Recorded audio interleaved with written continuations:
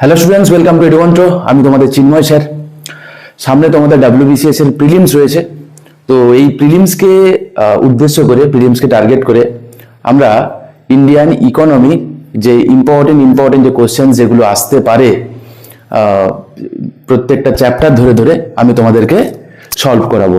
ওকে, একটা এপিসোডে 25টা করে MCQ থাকবে এবং সেই MCQ গুলো থাকবে খুবই ইম্পর্টেন্ট MCQ। তোমরা একদিক থেকে তোমরা করে করে যাও, তোমাদের এগুলো কিন্তু পরীক্ষার জন্য কিন্তু খুবই ইম্পর্টেন্ট হবে। ঠিক আছে, যেমন তোমাদের চ্যাপ্টার গুলো আছে সেই চ্যাপ্টার ধরে ধরে আমি 1 by 1 আমি তোমাদেরকে এটা করিয়ে যাব। ঠিক আছে, আচ্ছা, প্যারালালি তোমাদের শুধুমাত্র আমি ইন্ডিয়ান ইকোনমি নয়, আমি তোমাদের ইন্ডিয়ান পলিটিটাও তোমাদেরকে করাবো। আমি অলরেডি আমি তোমাদেরকে ঝুঁকেগা নেই সিরিজ একটা দিয়েছিলাম, একটু পুরনো সিরিজ, তোমরা পারলে একটু দেখে রেখো। WBCS এর প্রিলিমস এবং মেন্সে যে সমস্ত প্রশ্নগুলো দেয় ওখান থেকে তোমরা আরামসে পারবে। ঠিক আছে, আর প্যারালালি আমি তোমাদেরকে জিকে কারেন্ট অ্যাফেয়ার্সও তোমাদেরকে আমি করাচ্ছি। তো জিকে কারেন্ট অ্যাফেয়ার্স সেটা মান্থলি ধরে ধরে আমি তোমাদেরকে করাবো, এবং ওই মাসের যে ইম্পর্টেন্ট কারেন্ট অ্যাফেয়ার্স যেগুলো আছে এবং প্যারালালি ওই মাসের যে ইম্পর্টেন্ট জিকে যেগুলো আছে, ঠিক আছে, তোমরা একটুখানি দেখো। তোমরা সার্চ করে এখানেই ইউটিউবেই তোমরা পেয়ে যাবে, ওগুলো তোমাদেরকে আমি দিচ্ছি। তোমরা এগুলো দেখে যাও। পলিটি, ইকোনমি, হিস্ট্রি এবং তার সাথে সাথে জিকে কারেন্ট অ্যাফেয়ার্স আমি তোমাদেরকে দিচ্ছি। তোমাদের সন্দীপ স্যার তোমাদের সঙ্গে জিওগ্রাফিটা তোমাদের সঙ্গে শেয়ার করবে এবং নিলয় স্যার তোমাদের সঙ্গে সায়েন্স করাবে। তো তোমরা এগুলো দেখে যাও, আশা করি তোমাদের প্রিলিমসের জন্য কিন্তু খুবই উপকারী। আর একটা কথা বলে দিই, তোমাদের যদি কোনো কিছু এক্সট্রা রিকোয়ারমেন্ট থাকে তোমরা চাইলে কমেন্ট করে জানাতে পারো। তাহলে কি হবে, তোমাদের অ্যাকর্ডিং টু ইউর ডিমান্ড আমি কিছু চেঞ্জেস আনতে পারবো কোর্সটার মধ্যে। ঠিক আছে, যদি তোমাদের কোনো প্রয়োজন থাকে তো। ঠিক আছে, তো চলো শুরু করি। আচ্ছা, আর আমরা পড়তে পড়তে তোমরা জানো, পড়তে পড়তে যেগুলো যেগুলো ইম্পর্টেন্ট বলে মনে হবে আমি একটুখানি এক্সট্রা গল্প করে করে তোমাদেরকে আমি বলে যাবো। ঠিক আছে, আর এই কোশ্চেন্স গুলো যেগুলো এগুলো কিন্তু আমাদের এডুমন্ট্রের যে মক সিরিজ আছে তো সেখান থেকে আমি নিয়েছি। ঠিক আছে, তো তোমরাও দেখো এখানে আনসারটা দেওয়াই আছে। আমার কাজ হচ্ছে তোমাদেরকে একটুখানি রিভিশন দিয়ে নেওয়া। ঠিক আছে, এবং রিভিশন দিলে কি হয়, পড়ার সাথে সাথে রিভিশন দেওয়াটা কিন্তু খুবই জরুরি। যতটা না পড়ো তার থেকে রিভিশন তো দিতেই হবে, রিভিশন না দিলে মাথায় বসবে না। আর ইকোনমিতে যে সমস্ত টার্মিনোলজিগুলো যেগুলো থাকে, যেগুলো নিয়ে তোমাদের গন্ডগোল হয়, সেই টার্মিনোলজিগুলো যদি তোমাদের ঠিকঠাকভাবে যদি তোমাদের না করা থাকে তাহলে কিন্তু একটু গন্ডগোল হয়ে যায়। ঠিক আছে, তো চলো আস্তে আস্তে আমরা করি। ঠিক আছে, চলো শুরু করি। প্রথম প্রশ্নটা কি বলছে তার আগে বলে দিই টপিকটা কি দেখে নাও। আমি কিন্তু তোমাদের এন্টায়ার ইন্ডিয়ান ইকোনমিটাই কিন্তু করাবো, MCQ দিয়ে করাবো, এন্টায়ার পলিটিটা করাবো। অলরেডি যদিও আমার পলিটি ঝুঁকেগা নেই সিরিজ আছে, সেখানে প্রিভিয়াস ইয়ার ধরে আমি পুরো সলভ করিয়ে দিয়েছিলাম, ইনক্লুডিং ডিটেল এক্সপ্রেশন। আমি আবারও বলছি, তোমরা চাইলে একটুখানি চেক আউট করে নিতে পারো। ঠিক আছে, চলো।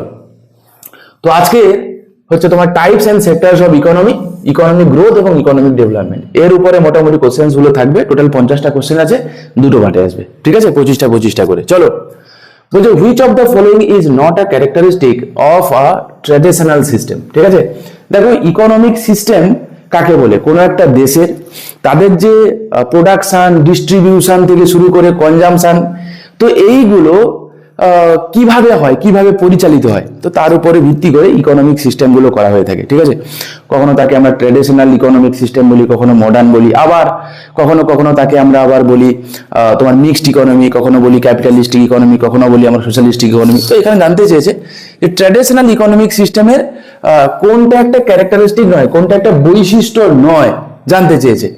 দেখো ট্র্যাডিশনাল ইকোনমি বলতে কি, যেখানে দেখবে যে টেকনোলজি হাইফাই ইউজ হয় না। ঠিক আছে, একদম গতানুগতিক ভাবে চলতে থাকে, এখনো অব্দি গরু নাঙল দিয়ে চাষ করা হয়, পরিবার ভিত্তিক চাষ করা হয়, মূলত উৎপাদন করা হয়, কনজিউম করা হবে বলে।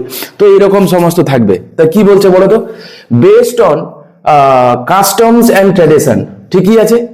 মিনিমাল ইউজ অফ টেকনোলজি, আবারও ঠিক আছে। হাই লেভেল অফ ইন্ডাস্ট্রিয়ালাইজেশন, হবে কি, answer is no. High level of industrialization কিন্তু ট্র্যাডিশনাল ইকোনমিক এর কিন্তু ফিচার কিন্তু নয়। আর কি বলছে, প্রিডমিনেন্টলি এগ্রিকালচার, একদমই ঠিক কথা। ট্র্যাডিশনাল ইকোনমি আমরা কোথায় দেখতে পাবো, এগ্রিকালচারাল সেক্টরে দেখতে পাবো। এই প্রশ্নগুলো তোমরা দেখে যাও, আমি আবারও বলছি বাবা, বারবার কি বলবো বলো, এগুলো কিন্তু খুবই ইম্পর্টেন্ট, তোমরা দেখে যাও, তোমাদের কাজেই লাগবে। ঠিক আছে, আমি এই কথাগুলো বারবার বলে আমি আর সময় নষ্ট করছি না। ঠিক আছে, তোমাদের যদি মনে হয় যে প্রয়োজন তোমরা এমনি দেখবে, আদারওয়াইজ প্রয়োজন নেই। চলো, বলছে high level of industrialization is the right answer. Explanation কি বলছে, আর ট্র্যাডিশনাল সিস্টেম কি বলছে, রিলিজ অন এগ্রিকালচার। ঠিক আছে, বাটার সিস্টেম এখানে আমরা দেখতে পাবো। একটা একটা করে কথা বলি, তাহলে ট্র্যাডিশনাল ইকোনমিক সিস্টেম কোথায় দেখতে পাবো, প্রথমত এগ্রিকালচারাল সেক্টরে দেখতে পাবো। তো স্বাভাবিক এগ্রিকালচারাল সেক্টর যদি হয় রুরাল সেক্টরে দেখতে পাবো, হ্যাঁ ঠিক। এবং এখানে আমরা দেখতে পাবো কিছু বার্টার সিস্টেম এখনো পর্যন্ত আছে। এখনো পর্যন্ত গ্রামে গঞ্জের দিকে হয় না যে আমি কাজ করলাম তার বিনিময়ে আমাকে কেউ চাল দিল, হ্যাঁ, বা আমি কাজ করলাম তার বিনিময়ে কেউ ধান দিল, এখনো চলে। বা হয়তো দেখবে আমরা বলি হচ্ছে ওই হাওয়ালত নেওয়া, মানে হচ্ছে ধরে নাও একজন ব্যক্তি তার শ্রমের দরকার, সে কি করলো, সে তার যখন সময় থাকছে অন্য কারোর বাড়িতে গিয়ে সেই শ্রমটা দিচ্ছে, এবং যখন ওই ব্যক্তিটার কাজের প্রয়োজন পড়লো তখন ওই যার বাড়িতে শ্রম দিয়েছিল সে এসে চাষ করে দিল বা কাজ করে দিল। তো এতে কি হলো দেখো, বিনিময়ের মাধ্যমে হয়ে যাচ্ছে, যে শ্রমের বিনিময়ে শ্রম হচ্ছে। তো এটা কিন্তু একটা বিনিময় প্রথা, ঠিক আছে, বার্টার সিস্টেম, মাথায় রেখো। নেক্সট বলছে কি, এবং কাস্টমস মানে কি, যা ট্র্যাডিশনাল গতানুগতিক যা চলছে সেই অনুযায়ী চলে, ঠিক আছে। এবং এখানে কোনো টেকনোলজিক্যাল এত কিন্তু কিছু ইউটিলাইজ এখানে হয় না, এত সার হচ্ছে হাই ফাই টেকনোলজি এখানে ব্যবহার করা হয় না, ঠিক আছে। তো এটাকে আমরা কি বলবো, এটাকে আমরা বলবো ট্র্যাডিশনাল ইকোনমিক সিস্টেম, ঠিক আছে। নেক্সট চলো, বলছে in which system does the government control all major economic decisions. তো বলছে একটু আগে বললাম আমি যে কোনটাকে ক্যাপিটালিস্টিক ফিচার বলে, কোনটাকে সোশ্যালিস্টিক ফিচার বলে, কোনটাকে মিক্সড ইকোনমিক ফিচার বলে। তো দেখবো যে সোশ্যালিস্টিক ফিচারের একটা অন্যতম প্রধান বৈশিষ্ট্য হচ্ছে কি, যে এখানে একটা কেন্দ্রীয় সেন্ট্রাল প্ল্যানিং একটা বডি থাকে, এবং তারা মূলত কি করে, প্রোডাকশন, ডিস্ট্রিবিউশন, কনজামশন রিলেটেড সমস্ত ডিসিশন নেয়, ঠিক আছে। কেন্দ্রীয় একটা পরিকল্পনা একটা সংস্থা থাকে, তো তারাই সমস্ত ডিসিশন নেয়, এবং এইটা জেনারেলি আমরা কমেন্ড ইকোনমি বা সোশ্যালিস্টিক ইকোনমিতে আমরা দেখতে পাবো, ঠিক আছে। তো আনসার কি হবে তাহলে বলো, তাহলে এখানে বলেছে মার্কেট ড্রাইভেন হবে, আনসার ইজ না, কারণ মার্কেট ড্রাইভেন ইকোনমি এটা ক্যাপিটালিস্টিক ইকোনমির ফিচার, তো এটা অবভিয়াসলি হবে না। তো সেন্ট্রালাইজ হবে, আনসার ইজ ইয়েস, সেন্ট্রালাইজডই হবে, ঠিক আছে। কারণ আমরা যেটাকে বলি কমেন্ড ইকোনমি, যে কথা বলি আমরা, বা সোশ্যালিস্টিক ইকোনমি, বা হচ্ছে সেন্ট্রাল একটা প্ল্যানিং কমিশন থাকে বললাম, তো এটাকে কি বলা হয়, তো কি বলে, সেন্ট্রালাইজড ইকোনমিও বলে, এবং এটাকে ওয়েলফেয়ার ইকোনমিও বলা হয়, ঠিক আছে। কারণ মূলত এখানে প্রোডাকশন, ডিস্ট্রিবিউশন, কনজামশন রিলেটেড যাবতীয় ডিসিশন এগুলো নেওয়া হয় কিন্তু নট ফর প্রফিট ম্যাক্সিমাইজেশন, বরং নেওয়া হয় কিসের জন্য না, মানুষজনের যাতে ভালো হয়, তাদের যাতে ওয়েলফেয়ার হয়, এই কারণে নেওয়া হয়, ঠিক আছে, মনে রাখবো আমরা। নেক্সট চলো, হুইচ অফ, তাহলে যদি বলে এটা কোন দেশে দেখতে পাবো, তো একটা সময় ছিল সোভিয়েত ইউনিয়নে, ঠিক আছে। এখন যদি বলা হয় রাইট নাও, আর তেমন কোনো দেশ বেসিক্যালি আর পড়ে নেই যেখানে পিওরলি সোশ্যালিস্টিক ইকোনমি আমরা দেখতে পাবো, ঠিক আছে। তো পিওরলি এরকম কেউ নেই, সোভিয়েত ইউনিয়নও আজ নেই। এখনকার সময় দাঁড়িয়ে রাশিয়ার কথা যদি বলি, রাশিয়া কিন্তু একটা মিক্সড ইকোনমির উদাহরণ বটে। ওকে চলো, which of the following best describe a self regulated system. তো বলছে নিচের কোনটা একটা self regulated system. Self regulated system মানে কি, মানে হচ্ছে প্রোডাকশন, ডিস্ট্রিবিউশন, কনজামশন রিলেটেড যাবতীয় যা ডিসিশন কাউকে নিতে হয় না, অটোমেটিক্যালি হয়ে যায়, এবং এইটাকেই আমরা বলি কি মার্কেট মেকানিজম। কি বলি আমরা এটাকে, এটাকেই আমরা বলি মার্কেট মেকানিজম, এটাকেই মার্কেট মেকানিজম বলে। আর এইটাকেই অ্যাডাম স্মিথের ভাষায় বলা হয় কি, যে ইনভিজিবল হ্যান্ড, ঠিক আছে। মানে মার্কেটে ডিমান্ড কতটা কি হবে সেটা মার্কেট ডিসাইড করবে, মার্কেটে সাপ্লাই কতটা কি হবে ডিপেন্ড করবে ডিমান্ড কতটা তার উপর। তো মার্কেটের ডিমান্ড এবং সাপ্লাইয়ের উপর মূলত প্রোডাকশন, ডিস্ট্রিবিউশন, এই সমস্ত কিছুটাই নিয়ন্ত্রিত হবে, এবং এই ফিচারটা আমরা দেখবো কোথায় না, এই ফিচারটা আমরা দেখবো ক্যাপিটালিস্টিক ইকোনমিতে, ঠিক আছে। তো কোথায় পাবো আমরা এটা, তাহলে কি বলেছে, তো আনসার কি হবে, বলছে কন্ট্রোল বাই মার্কেট ফোর্সেস, তারপর কি বলছে entirely manage by the state, হবে না, যদি স্টেট ম্যানেজ করতো তাহলে তাকে আমরা কমেন্ড ইকোনমি বলতাম, বা হচ্ছে সোশ্যালিস্টিক ইকোনমি বলতাম, রাইট। আর balance between public and private sectors, তো প্রাইভেট এবং প্রাইভেট সেক্টরসকে ব্যালেন্স করছি, মানে মিক্সড ইকোনমি ডেফিনেটলি নয়, একদমই নয়। আর সিস্টেম উইথাউট এন ইকোনমি হতেই পারে না, ঠিক আছে। তো A will be the right answer. চলো পরবর্তী প্রশ্ন দেখি কি বলেছে। বলছে structure that combines both private businesses and government control is called. তো বলছে আমরা স্ট্রাকচার, তো যেখানে প্রাইভেটও রয়েছে আবার পাবলিকও রয়েছে, গভর্নমেন্টও রয়েছে। দেখো এই ইন্ডিয়াতে বিফোর প্রি লিবারালাইজেশন পিরিয়ড 1991 সালের আগে আমরা দেখবো যে ইন্ডিয়ান ইকোনমি কিন্তু ছিল প্রিডমিনেন্টলি কিন্তু পাবলিক সেক্টর আন্ডারটেকিং এর উপরে কিন্তু প্রাইম ফোকাস ছিল। কিন্তু আফটার 1991 আমরা দেখবো কি, যে সেই যে ট্র্যাডিশনটা সেটা কিন্তু বদলে গেছে, এবং এখন আমরা দেখবো কি, যে মূলত যে সেটা এই যে পাবলিক সেক্টর থেকে শিফট হয়ে এখন প্রাইভেট সেক্টরের দিকে চলে গেছে, যাক শিফট হয়েছে।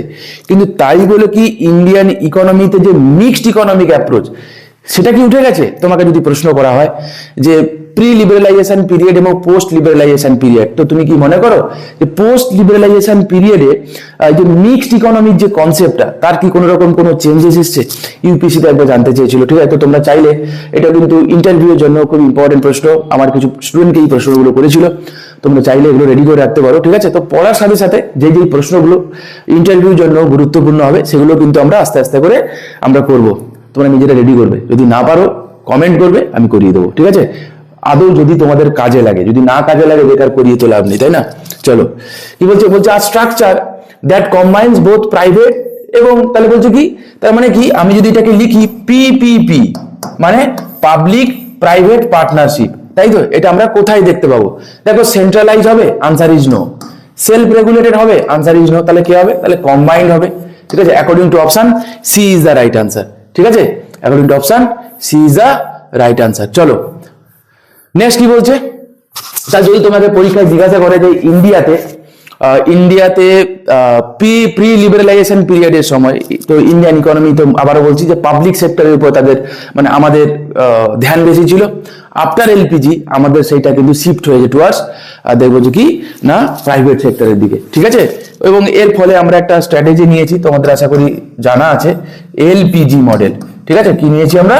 এলপিজি মডেল, লিবারালাইজেশন, প্রাইভেটাইজেশন এবং গ্লোবালাইজেশন, ঠিক আছে? মনে রেখো, আমি পরে করাবো তোমাদের ইকোনমিক পলিসি, চিন্তা নেই। চলো নেক্সট বলছে a country with higher per capita income and advance infrastructure falls under which category? তো বলছে একটা দেশ যেখানে পার ক্যাপিটা ইনকাম খুবই ভালো, খুবই বেটার জায়গায় রয়েছে, তাই না? এবং যেখানে ইনফ্রাস্ট্রাকচারও খুব ভালো জায়গায় রয়েছে, তুমি বলো সেই দেশটা কিরকম হবে? তো বলছে কি ট্রানজিশনিং মানে কি, আন্ডার ডেভেলপ থেকে ডেভেলপের বা ডেভেলপিং দিকে যাচ্ছে, এরকম হবে? Answer is no. দেখো এইরকম দেশকে আমরা কি বলবো? ডেভেলপ কান্ট্রি বলবো, ঠিক আছে? তো ডেভেলপ কান্ট্রির কিছু ফিচার রয়েছে, তো এছাড়াও মানে পার ক্যাপিটা ইনকাম হাই, হ্যাঁ, তোমাদের ন্যাশনাল ইনকাম ডেফিনেটলি হাই। তারপর দেখবো যে এই সমস্ত দেশে জেনারেলি পপুলেশন গ্রোথ খুব একটা, মানে পপুলেশন গ্রোথটা কিন্তু আন্ডার কন্ট্রোলে আছে, তোমরা দেখতে পাবে। মানে ধরে নাও কোনো একটা দেশের পার ক্যাপিটা ইনকাম বাড়বে কখন?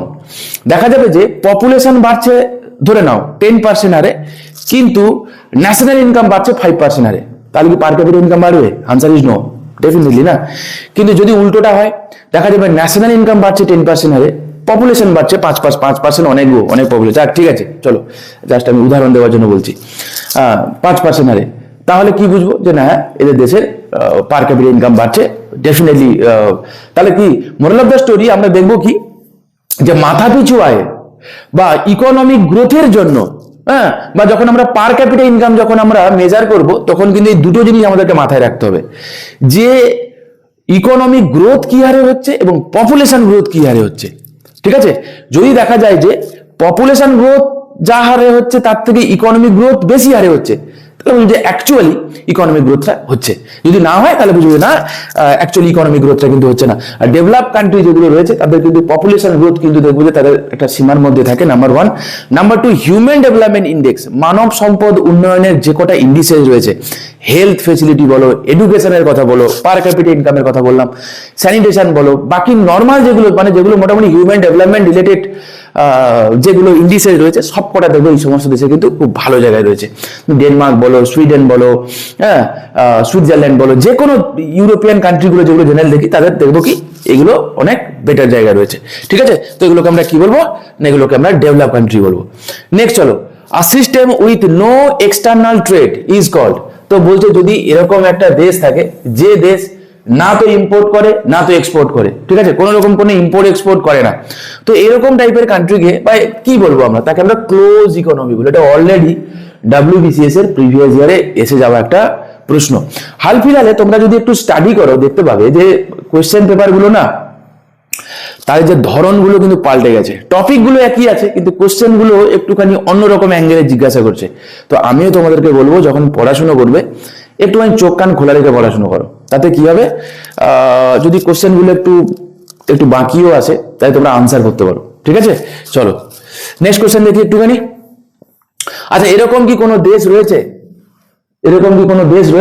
দেখো বিফোর 1991 ইন্ডিয়ান ইকোনমি এক প্রকার ক্লোজড ইকোনমি ছিল, এক প্রকার, ঠিক আছে। কিন্তু after 1991 no more. Right now যদি দেখি একটা দেশ যার মোটামুটি ভাবে কাছাকাছি যায়, দ্যাট ইজ নর্থ কোরিয়া, ঠিক আছে, মোটামুটি কাছাকাছি যায়। চলো রাইট নাও যদি আমরা দেখি যে পৃথিবীর প্রায় কোনো দেশই স্বয়ং সম্পূর্ণ নয়, স্বাভাবিক, যেহেতু স্বয়ং সম্পূর্ণ নয় সেহেতু আমাদেরকে গুডস কিংবা সার্ভিসের জন্য, টেকনোলজির জন্য কুছবি আমাদেরকে অন্য দেশের প্রতি আমাদের ডিপেন্ডেন্ট হতে হয়, এবং এর ফলে কি হয়, এই ইন্টারন্যাশনাল ট্রেডটা গড়ে ওঠে, ঠিক আছে। চলো বলছে which category involves agriculture, fishing and forestry. আচ্ছা বাই দ্য ওয়ে, আগের কথাটা একটু আমি বলে নিই। একটা কথা মাথায় রাখবে, আস্তে আস্তে আস্তে আমরা পড়ি, আস্তে আস্তে আমরা ম্যাচিওর হবো, তাই না? যত অল্প অল্প করে জেনে রাখি, পরে যাতে আমাদের সুবিধা হয়। মাথায় রাখবে, যদি কোনো দেশ এক্সপোর্ট করে তাহলে কি হবে না, স্বাভাবিকভাবে টাকাটা ওই দেশের দিকে আসবে। তো এক্সপোর্ট যদি আমরা প্রমোট করতে পারি তাহলে কি হবে না, কোনো দেশের ফাইন্যান্সিয়াল স্টেবিলিটি বেটার হবে, তার ফরেক্স রিজার্ভটাও বাড়বে স্বাভাবিকভাবে, তাই না? আর কোনো দেশ যদি ইম্পোর্ট করে তো স্বাভাবিকভাবে কি হবে না, তাদের দেশ থেকে টাকাটা বেরিয়ে যাবে, ফাইন্যান্সিয়াল স্ট্রেস কিন্তু ওই দেশের উপর পড়বে। তো স্বাভাবিকভাবে কোনো দেশ চাইবে যে এক্সপোর্টকে প্রমোট করতে এবং ইম্পোর্টকে কমাতে। ইন্ডিয়ান ইকোনমি যদি আমরা দেখি তো ইন্ডিয়ান ইকোনমি মূলত একটা ইম্পোর্ট ওরিয়েন্টেড ইকোনমি। সেটা একটা সময় ছিল, এটা অনেকটা বেশি ছিল, কিন্তু আফটার 1991 এর পরে আমরা দেখবো কি যে এক্সপোর্ট তুলনামূলকভাবে একটুখানি বেড়েছে। কিন্তু রাইট নাও যদি আমরা দেখি তা দেখবো কি যে আমাদের এই সমস্ত সার্ভিস সেক্টর রিলেটেড এক্সপোর্ট ছাড়া বাকি সেক্টরে এক্সপোর্ট কিন্তু খুব একটা আমাদের বেশি নেই, ঠিক আছে। তো চলো এগুলো আমরা ব্যালেন্স অফ পেমেন্ট সেক্টরে আমরা কিন্তু পড়বো, ঠিক আছে, অল্প অল্প করে পড়ে রাখি।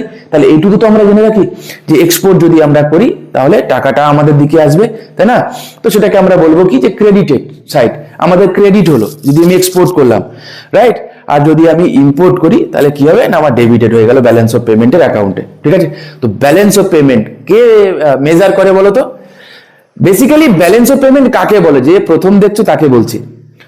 দেখো যদি কেউ এরকম থাকো যে ইকোনমির কিচ্ছু জানো না, সে হয়তো এই ক্লাসটা তোমরা প্রথম দেখছো, আমি তোমাদেরকে বলবো বাবা একটু ধৈর্য ধরো, ঠিক আছে।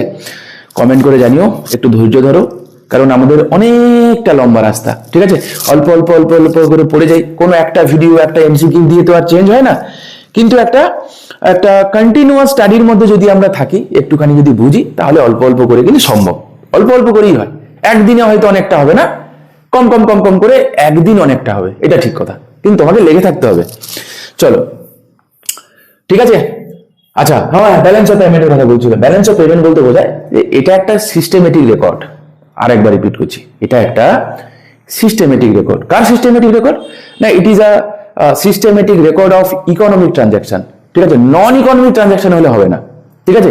It is a systematic record of economic transaction between resident and rest of the world, ঠিক আছে। তো এটাকে আমরা কি বলবো না, এটাকে আমরা বলবো ব্যালেন্স অফ পেমেন্ট, ঠিক আছে। তো balance of payment world wide K measure করে? তুমি বলবে world wide balance of payment measure করে ইন্টারন্যাশনাল মনিটারি ফান্ড, ঠিক আছে। আর কোন একটা দেশের balance of payment K measure করে? তো তুমি বলবে ওই দেশের সেন্ট্রাল ব্যাংক। তো আমাদের দেশের তাহলে বিওপি কে মেজার করে? তুমি বলবে আমাদের দেশের বিওপি মেজার করে, সেটা হচ্ছে কে না, হচ্ছে আরবিআই। তার কারণ আমাদের দেশের সেন্ট্রাল ব্যাংকের নামই হচ্ছে কি না, রিজার্ভ ব্যাংক অফ ইন্ডিয়া, ঠিক আছে। তো বলছে which category involves agriculture, fishing and forestry. তো বলছে যে এইগুলো দেখো তোমাদের সেক্টর সব ইকোনমি আছে না, এইগুলোকে আমরা কি বলছে কোন ক্যাটাগরিতে ফেলবো? তো বলছে ইনিশিয়াল, মানে ইনিশিয়াল মানে কি, সবে শুরু হয়েছে এরকম কিছু, তাই না। Processing, service based, research driven, বুঝতেই পারছো কি হবে, আনসার ইজ ইনিশিয়াল, ঠিক আছে। তো এগুলোকে আমরা প্রাইমারি সেক্টরও বলতে পারি, ওকে, বলতে পারি না, এগুলো কিন্তু প্রাইমারি সেক্টরের আন্ডারেই আছে, ওকে, মাথায় রাখবে। চলো, manufacturing and construction belong to which category, ঠিক আছে। আর দেখো ম্যানুফ্যাকচারিং করছে তো, ঠিক আছে। দেখো ম্যানুফ্যাকচারিং যদি হয় এক্সট্রাকশন হবে, আনসার ইজ নো। বলছো প্রসেসিং হবে, সার্ভিস বেস, রিসার্চ বেস। দেখো প্রসেসিং, সার্ভিস বেস তো ডেফিনেটলি হবে না, রিসার্চ বেস তো হবে না, তো B is the right answer, ঠিক আছে। কি আছে? Processing is the right answer. চলো পরবর্তী প্রশ্ন একটুখানি দেখি আমরা। আচ্ছা তোমাদের ছোট ছোট করে একটা কোনো কথা বলে দিই, মাথায় রাখবে। প্রাইমারি সেক্টর বলতে বোঝায় যে রিলেটেড টু ল্যান্ড রিলেটেড যে অ্যাক্টিভিটি গুলো জেনারেলি হয়, ঠিক আছে।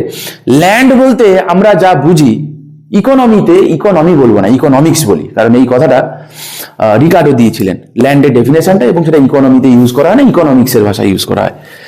তো অ্যাকর্ডিং টু রিকার্ডো বলছে ল্যান্ড কাকে বলে, রাইট? তোমাদেরকে এই কনসেপ্টগুলো ক্লিয়ার রেখো, কাজে লাগবে। বলছে যেখানেই আমরা প্রোডাকশন করি সেই জায়গাটাকে বলি আমরা ল্যান্ড। সেটা জলেও যদি করি তো জলও ল্যান্ড হবে, আকাশে যদি প্রোডাকশন করি আকাশও ল্যান্ড হবে। বলছে তাহলে কি, তাহলে যে জায়গাতে আমরা উৎপাদন করবো সেই জায়গাটাকে আমরা ল্যান্ড বলবো। ল্যান্ড মানে নর্মালি আমরা যা ল্যান্ডের ডেফিনেশন বুঝি তা কিন্তু নয়, যেখানে উৎপাদন হবে সেটাকে আমরা ল্যান্ড বলবো। ওকে, তো ল্যান্ড রিলেটেড আমি যেটা বললাম, তোমার ধরে নাও যে ফিশিং, ওকে, তোমার হচ্ছে মাইনিং, মাইনিং কিন্তু একটা প্রাইমারি অ্যাক্টিভিটির আন্ডারে আছে। ওকে, তারপরে তোমার হচ্ছে ফরেস্ট্রি, ওকে, এগ্রিকালচার তো ডেফিনেটলি, সরি, তো এগুলো আসবে, মাথায় রাখবে। চলো কি বলছে এবারে, activities like banking, retail, transport. তাহলে এগুলো তুমি আমাকে বলো, ব্যাংকিং, রিটেল, ট্রান্সপোর্ট, এগুলো কোন সেক্টরে আসবে? এগুলো স্বাভাবিকভাবে সার্ভিস সেক্টরে আসবে, তাই না? দেখো ইকোনমিকে যদি অন দা বেসিস অফ যে কতগুলো সেক্টর রয়েছে, একটা তো প্রাইমারি সেক্টর, সেকেন্ডারি সেক্টর এবং টার্সিয়ারি সেক্টর। প্রাইমারি সেক্টর আমি অলরেডি তোমাদেরকে বললাম। সেকেন্ডারি সেক্টর বলতে বোঝায় যে যেটা ম্যানুফ্যাকচারিং করবে, উৎপাদন করবে কোনো কিছু, তাকে আমরা বলবো কি সেকেন্ডারি সেক্টর। ধরে নাও যে তোমার মাইনিং করা হলো, কিন্তু তাকে কাজে লাগিয়ে আমি আয়রন অ্যান্ড স্টিল উৎপাদন করছি, আমি গাড়ি ম্যানুফ্যাকচারিং করছি, কুচবি ম্যানুফ্যাকচারিং করছি, তাকে বলবো আমরা কি সেকেন্ডারি সেক্টর। আবার টার্সিয়ারি সেক্টর কাকে বলবো না, যখন দেখবো যে সার্ভিস বেসড কুচবি তাকে বলবো আমরা টার্সিয়ারি সেক্টর। আবার টার্সিয়ারি সেক্টরে এখন মডার্ন দুটো ভাগ হয়ে গেছে, একটা হচ্ছে কোয়াটারনারি, একটা হচ্ছে কুইনারি। ঠিক আছে, চলো ধীরে ধীরে পড়বো, টেনশন নেই। বেশ, তাহলে কি the service based stage support economic transaction through finance, education, tourism, health care, এগুলো সবই কিন্তু আসবে কি সার্ভিস বেসড। ঠিক আছে, এবং একটা ছোট্ট কথা তোমাদেরকে বলে রাখি, সেটা হচ্ছে যে আমাদের দেশের যে ন্যাশনাল ইনকাম হয় না, তার মোর দেন 50% কন্ট্রিবিউট করে আমাদের দেশের এই সার্ভিস সেক্টর। ঠিক আছে, এটাও তোমরা মাথায় রাখবে। বলছে কি, বলছে structure where decisions are knowledge based। তো বলছে যদি এমন একটা স্ট্রাকচার হয় যেখানে ডিসিশন নেওয়া হয় নলেজ বেসড, ভালো কথা, লাইক আইটি, কনসালটেন্সি, এগুলো কোন সেক্টরের আন্ডারে পড়ে? ঠিক আছে, তোমার একটা কথা বলে নি, যারা হয়তো বোর হচ্ছে এই সমস্ত কোশ্চেন দেখে, আমি তাদেরকে বলছি ইউপিএসসি প্রিভিয়াস ইয়ারের প্রিলিমস এর কোশ্চেন গুলো দেখো, লাস্ট 2-3 বছরের। ঠিক আছে, এবং হাল ফিলহালে কিন্তু না যে ইকোনমিতে তার যে অ্যাপ্লাইড দিক যেগুলো রয়েছে সেখান থেকে কিন্তু আচ্ছা খাসা কোশ্চেন্স আছে। ঠিক আছে, তো এই কারণে এই কোশ্চেন গুলো দেখতে খুব সহজ লাগে, কিন্তু তা সত্ত্বেও তোমাদের পড়া উচিত। এই কারণে পড়া উচিত, খুব সামান্য সামান্য জিনিস তোমরা কিন্তু ভুল করে আসো। ঠিক আছে, বাকি তোমরা যারা সিরিয়াস অ্যাসপিরেন্ট, তারা বুঝদার, নিশ্চয়ই তোমরা বুঝবে আমি কি বলছি। ঠিক আছে, চলো তাহলে বলো এটা কি হবে? এক্সট্রাকশন তো হবে না, প্রসেসিং হবে না, সার্ভিস বেসড হবে না, হবে কি রিসার্চ ড্রিভেন। ঠিক আছে, তো D is the right answer. তো মাথায় রাখবে, তাহলে এটা তাহলে কার আন্ডারে? তাহলে রিসার্চ ড্রিভেন হবে। ওকে, নেক্সট বলছে what does a centralise structure prioritise. তো বলছে যে সেন্ট্রালাইজ স্ট্রাকচার নিচের কোনটাকে তো মোটামুটি মানে কার উপরে প্রায়োরিটি দেয়? তো বলছে প্রফিট ম্যাক্সিমাইজেশনের দিকে, সরি, তাই কি বলেছিলাম? দেখো সেন্ট্রালাইজ স্ট্রাকচার মানে কি কমেন্ট ইকোনমি, কমেন্ট ইকোনমি মানে সোশ্যালিস্টিক ইকোনমি। আমরা কি বলেছিলাম? সোশ্যালিস্টিক ইকোনমি মানে হচ্ছে কি যে ওয়েলফেয়ার ইকোনমি। এই যে আমরা ডিপিএসপির কনসেপ্টটা আমরা যে দেখি না, ডিপিএসপি তে প্রচুর রয়েছে না যেগুলো সোশ্যালিস্টিক অ্যাপ্রোচ রয়েছে। আবার কেউ বলে গেছে না যে ডিপিএসপি আমরা ইউএসএসআর থেকে বড় করেছি, তাই না? ফান্ডামেন্টাল ডিউটি ইউএসএসআর থেকে বড় করেছি, but not DPSP. DPSP as a হল আমরা বড় করেছি ফ্রম আয়ারল্যান্ড থেকে। বাট ডিপিএসপির ভেতরে অনেকগুলো প্রিন্সিপাল রয়েছে যেগুলো সোশ্যালিস্টিক, লিবারেল ইন্টেলেকচুয়াল প্রিন্সিপাল রয়েছে, সোশ্যালিস্টিক প্রিন্সিপাল রয়েছে, তোকে দেখতে পাবো আমরা। তো আমাদেরকে তো মানে আমাকে তুমি বলো, তো বলছে যে একটা সেন্ট্রালাইজ স্ট্রাকচার নিচের কোনটাকে প্রায়োরিটি দেয়? তো কি হয় বলে? ইন্ডিভিজুয়াল ওনারশিপ, তাই কি হবে না? Profit maximiser capitalistic feature. Individual ownership এটা একটা ক্যাপিটালিস্টিক ফিচার। মার্কেট ড্রাইভেন এটাও কিন্তু একটা ক্যাপিটালিস্টিক ফিচার। তো আনসার কি হবে? Control distribution. ঠিক আছে, আচ্ছা আমাদের দেশেও দেখবো যে এরকম কালোবাজারি রোখার জন্য দেখবো যে পাবলিক ডিস্ট্রিবিউশন সিস্টেম আছে, তাই না? আমাদের সেখানে ফুড গ্রেন দেয় কিনা।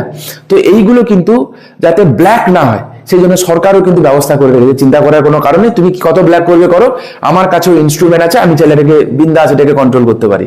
হ্যাঁ, রেশনিং সিস্টেম রেখেছি। ঠিক আছে, এগুলো কিন্তু সব মানে ওয়েলফেয়ার ইকোনমিরই কিন্তু ফিচার্স। ঠিক আছে, বা ধরে নাও আমাদের দেশে এতগুলো স্কিমস রয়েছে, এই যে স্কিমস গুলো আছে, সে সেন্ট্রাল গভর্নমেন্টের হোক, স্টেট গভর্নমেন্টের হোক, এগুলো কোথা থেকে এসছে, তাই না? এইগুলো কিন্তু এসেছে ফ্রম ডিপিএসপি থেকে। এবং ফর ইউর কাইন্ড ইনফরমেশন, এগুলো কিন্তু আমরা নিয়েছি for welfare of the people, ঠিক আছে?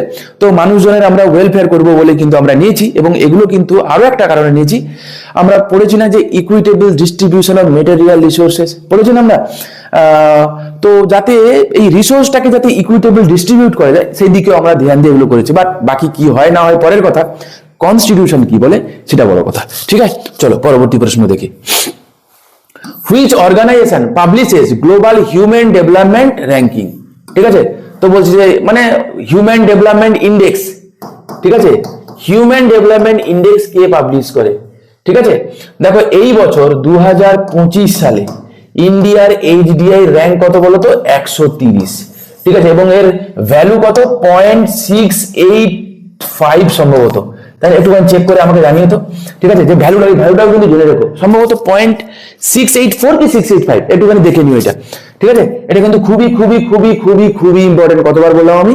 খুবই ইম্পর্টেন্ট, ঠিক আছে? মাথায় রাখবে এটা। আর তাহলে আনসার কি হবে তাহলে? এটা করে কিন্তু United Nations development programme, UNDP, ঠিক আছে?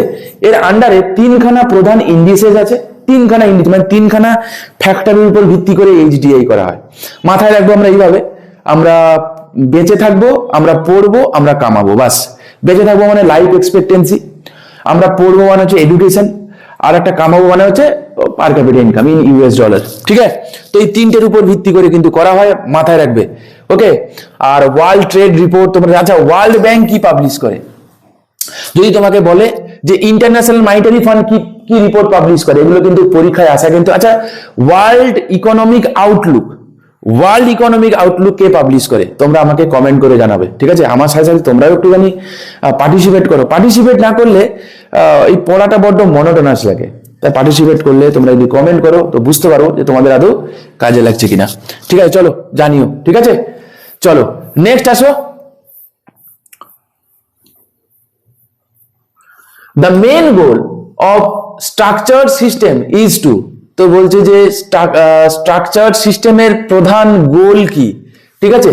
আচ্ছা স্ট্রাকচার্ড সিস্টেম বলতে কি বোঝায়? For your kind information, structure system বলতে বোঝায় কি, যে কাইন্ডস অফ, এটাও কিন্তু একটা ওয়েলফেয়ার অফ দ্য পিপলের জন্য কিন্তু করা। তুমি টার্মিনোলজি গুলো খালি পড়ো, ঠিক আছে? বুঝতে পারবে মানে। এবং এটাও কিন্তু না, এটাও কিন্তু একটা কি বলবো সোশ্যালিস্টিক ইকোনমির কিন্তু একটা অন্যতম প্রধান ফিচার, ঠিক আছে?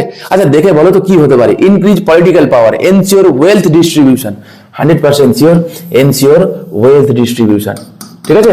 খুব ভালো ভালো প্রশ্ন আছে বাবা, এগুলো তোমরা করে যাও। তোমরা ম্যাক্সিমাম যদি হয় তোমরা এই টার্মিনোলজি গুলো দেখে ঘাবড়ে যেতে পারো বা হয়তো ছেড়ে দিয়ে আসতে পারো, পড়ে যাও অন্তত।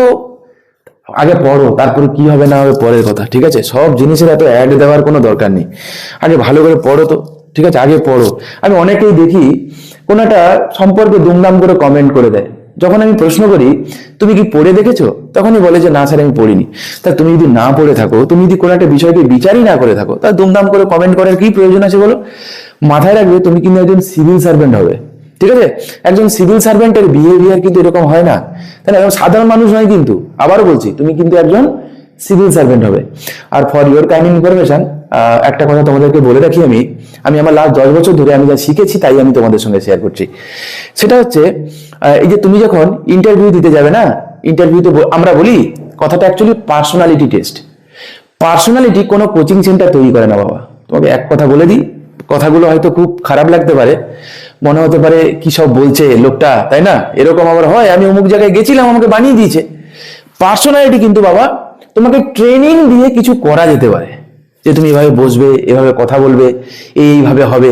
কিন্তু একটা কথা বলো তো, যে লোক সারা জীবন তড়বড়িয়ে কথা বলে এসছে, তার পক্ষে একটা সিস্টেমেটিক ওয়েতে কোনো একটা পার্টিকুলার 10-15-20 মিনিট মাথা খাটিয়ে এইভাবে ইচ্ছাকৃতভাবে ঠিক থাকাটা ইজ ভেরি ডিফিকাল্ট।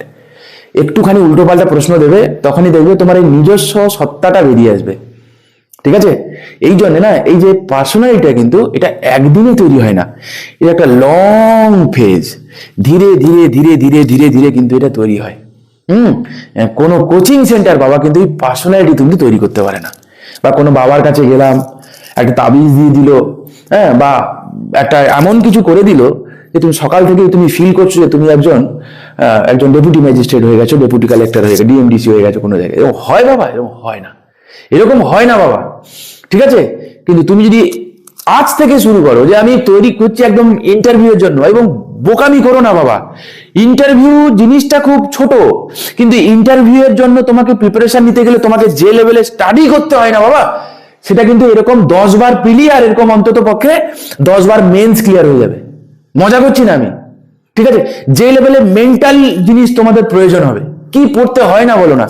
আজ থেকে শুরু করো, আমি তোমাদেরকে বলছি, বেকার বেকার মিসলিড হয়েও না, মিসগাইডেড হয়েও না। আজ থেকে শুরু করো, আজ থেকে শুরু করো, ঠিক আছে? যা চোখের সামনে দেখবে, বাড়ির রাস্তার সামনে দিয়ে হাঁটছো তো, আমি ছোট্ট ছোট বলছি, আবার বলছি, তুমি সিভিল সার্ভেন্ট হবে না, আমি কথাগুলো বলতাম না। বাড়ির সামনে দিয়ে তুমি হাঁটছো, তোমার যদি গ্রামে এলাকায় বাড়ি হয়ে থাকে, কি জিনিস লাগে আর লাগে না না বলা খুবই মুশকিল। তুমি গ্রামের জিজ্ঞাসা করবে তোমার এলাকায় কি কোঅপারেটিভ সোসাইটি রয়েছে, তুমি বলবে না আমি দেখিনি, এগুলো কোনো কথা? তোমাকে জিজ্ঞাসা করলে তুমি বলো তো প্রিয়াম্বেল বলতে পারবে, তুমি প্রিয়াম্বেলটা বলতে পারলে না। হ্যাঁ, তুমি তুমি বলবে যে প্রিয়াম্বেল না বলার মধ্যে অপরাধ কি? আমি তোমায় বলছি অপরাধ কি, শোনো। তোমার বইতে তুমি যখন ক্লাস কি বলবো 1-এ পড়ো না, বা তার আগে থেকে যখন সরকার যে বইগুলো দেয়, দেখবে প্রত্যেকটা বইয়ের পেজটা উল্টালেই লেখা থাকতো না, আমরা ভারতের জনগণ। এবং যতদিন তুমি পড়েছো প্রত্যেকটা বইতে এটা কিন্তু ছিল। তাহলে একজন অ্যাসপিরেন্ট সে সিভিল সার্ভেন্ট হবে, তাহলে সে দেশ সম্পর্কে জানবে না? এটা কখনো হতে পারে? এবং তুমি বলো, এবং শুধু দেশ নয়, সেই ল অ্যান্ড অর্ডার নিয়ে ডিল করবে, এবং সে বেটা এত বছর পড়ে এসছে, প্রিয়াম্বেলটা বলতে পারছে না সঠিকভাবে। বুঝতে পারছো তো? আমার মনে হয় একটুখানি আমাদের পড়াশোনার ক্ষেত্রে যারা তোমরা সিরিয়াস আছো, ঠিক আছে, তাদের একটুখানি অ্যাপ্রোচের বদল, মানে একটুখানি বদল দরকার বলে আমার মনে হয়। বাকি তোমাদের যা ভালো মনে হয় তাই করো, কোনো চাপ নেই, ঠিক আছে? চলো, আচ্ছা, which framework does India follow? তো বলছে ইন্ডিয়া কোন ফ্রেমওয়ার্কটা ফলো করে? তো বলছে ফুললি কন্ট্রোল। তা আমাদের কি সোশ্যালিস্টিক ইকোনমি আছে? Answer is no. তা হবে না, না, তাহলে মানে এটা মোছা হবে। হ্যাঁ, তা বলছে ফুললি আনরেগুলেটেড, এমনটাও কি? এমনটাও নয়, ব্যালেন্স। মানে কি? দুটোর একটা মেলবন্ধন, মিক্সড ইকোনমি ইন্ডিয়া ফলো করে। পরবর্তী প্রশ্ন চলো, বলছে what is the main difference between growth and progress? ঠিক আছে, আমি যদি বলি এটাকে, দেখো, গ্রোথ অ্যান্ড প্রোগ্রেস দেখে তোমরা নিশ্চয়ই ঘাবড়ে যাবে। গ্রোথ কাকে বলে? আচ্ছা, ইকোনমিক গ্রোথ কাকে বলে, ইকোনমিক ডেভেলপমেন্ট কাকে বলে? আমি তোমাদের ইকোনমি একটা সিরিজ করিয়েছিলাম, ওখানে ডিটেলসে রয়েছে, পারলে তোমরা দেখে নিও, ঠিক আছে? ইকোনমিক গ্রোথ বলতে বোঝায় যদি শুধুমাত্র মাথা পিছু আয় বেড়ে যায়, বা তোমার হচ্ছে যদি জাতীয় আয় বেড়ে যায়, তাহলে তাকে আমরা বলবো যে ইকোনমিক গ্রোথ হচ্ছে। ইকোনমিক ডেভেলপমেন্ট কাকে বলে? না, ইকোনমিক গ্রোথের সাথে সাথে যে হিউম্যান ডেভেলপমেন্টের যে ইন্ডিসেস যেগুলো আছে সেগুলো যদি বেটার হয়, যেমন ধর তাদের হেলথ ভালো হয়েছে, এডুকেশন ভালো হয়েছে, স্যানিটেশন ভালো হয়েছে, বুঝতে পারলে, লোকজনের স্ট্যান্ডার্ড অফ লিভিং অনেক বেটারমেন্ট হয়েছে, বেসিক ফেসিলিটিস তারা পায়, তো তাহলে বুঝবো কি যে ইকোনমিক ডেভেলপমেন্ট হচ্ছে, ঠিক আছে?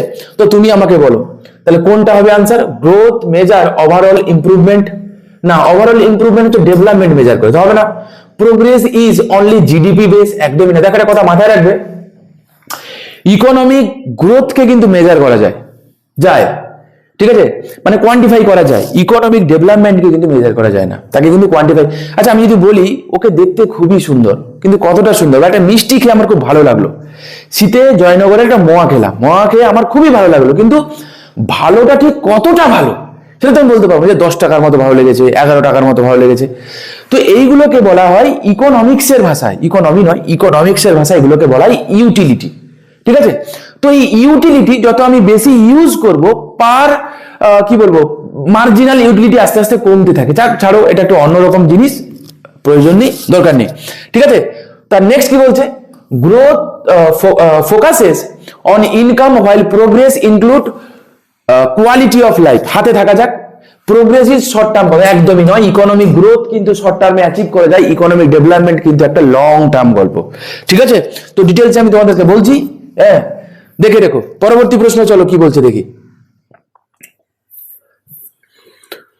আচ্ছা, বলছে which classification has seen the fastest expansion in India? তো বলছে যে নিচের কোনটা সব থেকে বেশি দ্রুত হারে এক্সপ্যান্ড করেছে ইন্ডিয়াতে, ঠিক আছে? বলো তো দেখি কোনটা, তোমাদের নিশ্চয়ই পারা উচিত এটা। বলো, একটু আগে আমি বললাম সেটা হচ্ছে সার্ভিস বেসড, ঠিক আছে, সার্ভিস বেসড। এবং আমাদের জিডিপি সব থেকে বেশি কন্ট্রিবিউশন রয়েছে কিন্তু কি এই সার্ভিস সেক্টরে। ঠিক আছে, বলছে in a structure system which factor determines resource allocation in a self regulated setup.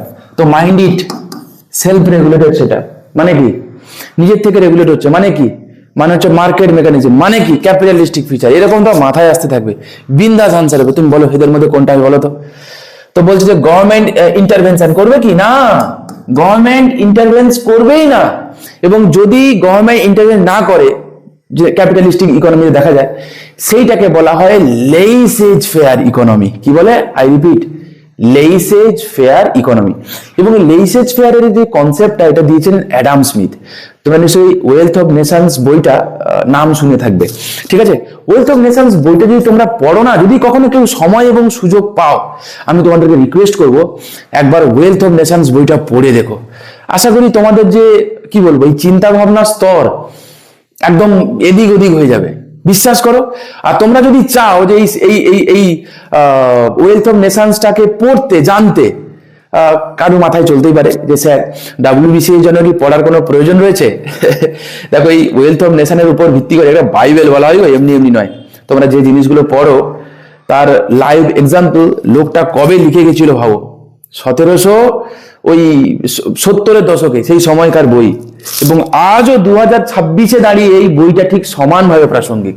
চারটি লেজেন্ডারি বই গো, মানে খুবই খুবই গুরুত্বপূর্ণ। আগে যদি তোমাদের প্রয়োজন থাকে, আবারও বলছি, বলো, সময় সুযোগ করে করে অল্প অল্প করে আমরা পড়তেই পারি। ঠিক আছে, মানে বাটার সিস্টেম সম্পর্কে আমরা যা নর্মাল যা আইডিয়া ধরি না, Adam Smith wealth of Nations এর বাটার সিস্টেমে তিনি একটা লেজেন্ডারি একটা কনসেপ্ট দিয়েছেন। ঠিক আছে, তো এগুলো কিছুই না, এগুলো বলে বা জানা থাকলে একটু কনসেপ্টটা বিল্ডিং হয়, আর কখনো কখনো পড়াশোনাগুলো একটু মনোটোনাস লাগে না। ঠিক আছে, আমি আবারও বলছি, রাস্তাটা অনেক বড়, জার্নিটা অনেক বড়, আমাদেরকে মজা করে করে পড়ে পড়ে যেতে হবে। ঠিক আছে, এই আর কি।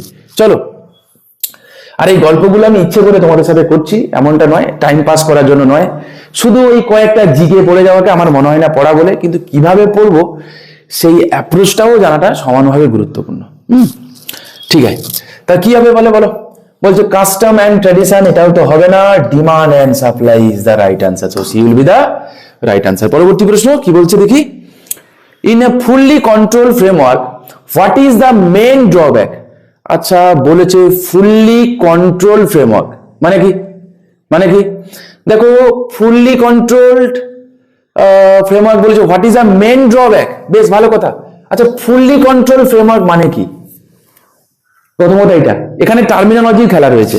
ফুললি কন্ট্রোল মানে হচ্ছে যেখানে স্টেট কি করেছে, কন্ট্রোল করেছে, তাই তো। তার মানে কি, এখানে কমেন্ট ইকোনমি পাবো। বলছে excessive competition, answer is no বাবা। আমরা দেখি যে ক্যাপিটালিস্টিক ইকোনমিতে কম্পিটিশন রয়েছে বলে গ্রোথ রয়েছে, হ্যাঁ, সেটা আমরা দেখি। কিন্তু সোশ্যালিস্টিক অ্যাপ্রোচে সেখানে কম্পিটিশন নেই, কারণ সেখানে সবই পাবলিক সেক্টরের গল্প, তাই সেখানে দেখবো কি যে গ্রোথ কম থাকে। হ্যাঁ, এবং ক্যাপিটালিস্টিক ফিচারে সেখানে উৎপাদন করা হয় কেন, প্রফিট ম্যাক্সিমাইজেশন করা হবে বলে। সেখানে ধ্যান দেওয়া হয় কাদের উপরে, কনজিউমারের উপর ধ্যান দেওয়া হয় কি, কিন্তু মানে সেখানে পয়সা থাকলে তুমি গুডস কিংবা সার্ভিসেস পারচেস করতে পারবে। কিন্তু সোশ্যালিস্টিক ফিচারে কি বলা হয়, তোমাদের প্রয়োজন থাকে, ঠিক আছে, for the welfare, not for profit maximisation, ওয়েলফেয়ারের জন্য আমরা সেটাকে আমরা প্রোভাইড করব। Shortage of private investment, lack of government oversight, তারপরে বলছে কি আনরেগুলেটেড মার্কেট প্র্যাকটিসেস। কি হবে বলো, answer is B, shortage of private investment. তুমি আমাকে বলো তো, বিফোর 1991 ইন্ডিয়ার কেসে কি ছিল, তখন ইনভেস্টমেন্ট তখন কি এত লেভেলে ছিল? আনসার ইজ নো, প্রচন্ড রেস্ট্রিক্টেড ছিল। আফটার 1991 চেঞ্জ হয়ে গেল। ঠিক আছে, তো আশা করি তোমরা বুঝতে পারছো। এইগুলো হচ্ছে টার্মিনোলজি, একটু ঠান্ডা মাথায় পড়বে, বিন্দাস পারবে, চাপের কিছু নেই। হড়বড় করবে না, খালি এটুকুই বলার। ঠিক আছে, তলবড় করবে না, চারটে অপশন পড়বে, যেটা ঠিক বলে মনে হবে করবে। ঠিক আছে, ইন্ডিয়ান ইকোনমিতে কত কঠিন আসতে পারে আমিও কই দেখি, তোমরা আমার সঙ্গে লেগে থাকো তো। ঠিক আছে, কমেন্ট করে, আমি ছেড়েও যাচ্ছি না। ইন্ডিয়ান ইকোনমি কত কঠিন আসতে পারে আমিও দেখি। ঠিক আছে, চলো দেখা যাক।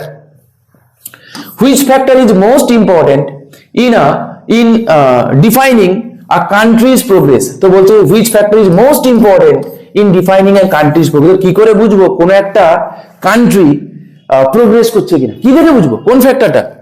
তো বলছে টোটাল ল্যান্ড এরিয়া, কে বলতে টোটাল ল্যান্ড এরিয়া বড়, তার মানে কি কান্ট্রিটা কি বলো, কান্ট্রি প্রোগ্রেস করছে, এমনটা কি? বলছে মিলিটারি স্পেন্ডিং বেশি হবে, নাম্বার অফ লার্জ কর্পোরেশন হবে, বলছে literacy rate and health care. ঠিক আছে, তো কি বলেছে তাহলে, লিটারেসি রেট, তো বলছে যে শিক্ষা এবং হেলথ, শিক্ষা এবং স্বাস্থ্য, ঠিক আছে, যত ভালো হবে বেটার।